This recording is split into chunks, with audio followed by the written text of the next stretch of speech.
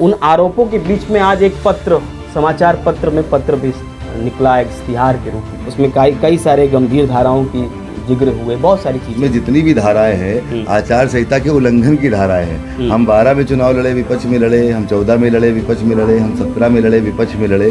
तो हर चुनाव में एक आध आचार संहिता का मुकदमा यानी 4-5 मुकदमे आचार संहिता के उल्लंघन के। हम तो काम सड़क, बिजली, पानी, इस पर कैसे काम किए और ऐतिहासिक कौन से काम किए, जरा गिना दीजिए। हमें के संरक्षण में कई आपके साथी ऐसे हैं जो जमीनों पे कब्जा करना, ऐसे बहुत सारे आरोप लगते रहे हैं।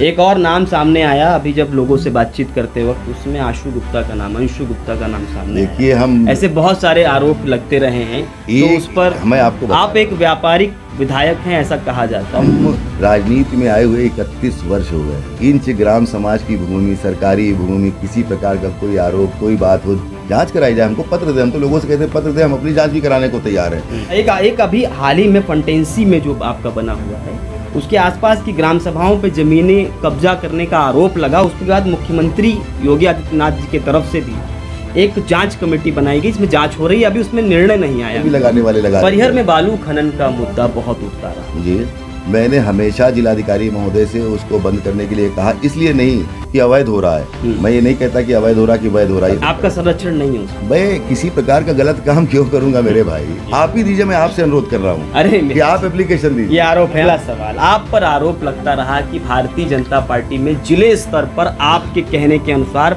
जिले के अंदर सब कुछ होता रहे, अगर नहीं हुआ तो पार्टी में आपने अपनी अकड़ और हनक भी दिखाई। उदाहरण है, अरुण सिंह चुनाव लड़ रहे थे जिला पंचायत अध्यक्ष, आप उनका पुरजोर से दावेदारी कर रहे थे। जब उनको टिकट नहीं मिली, उस दौरान आप आंतरिक रूप से मन आपका बड़ा खट्टा हुआ था। ऑन रिकॉर्ड सवाल पूछ रहा हूँ, बंद कमरे में बहुत बार बातें हुई हैं, उनमें चर्चाएं होती रही, आप इसका उत्तर क्या देंगे? आपकी पार्टी में कई बार चर्चाएं होती रही कि आपने कहा अगर उनको टिकट नहीं देंगे, वो कर्मठ है, काम करने वाले लोग हैं, उनको देना चाहिए, नहीं देंगे तो मैं पार्टी को इस्तीफा भी दे सकता। आपका आज भी दबदबा है। उन्नाव में आपका नाम लेने के बाद में आदमी ये डरता है कि कहीं मुकदमे ना हो जाए आपका खिलाफत करने पे, और अगर आपका पक्ष ले लिया तो ठीक है। ऐसा होता है क्या?